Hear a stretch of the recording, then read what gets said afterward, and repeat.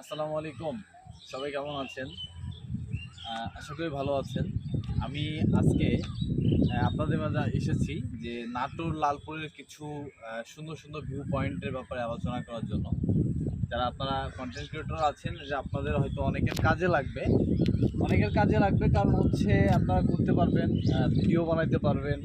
যেমন নাটোর আছে উত্তরা গণভবন, আছে রাজবাড়ি, আছে গ্রিন ভ্যালি পার্ক, আছে নাটোরের আপনার ইয়োনো পার্ক এবং অনেক সুইচ গেট।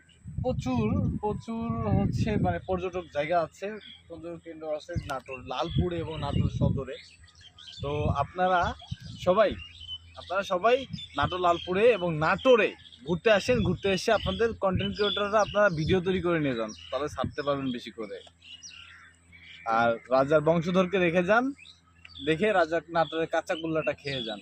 দাওয়াত রইল সবাইকে।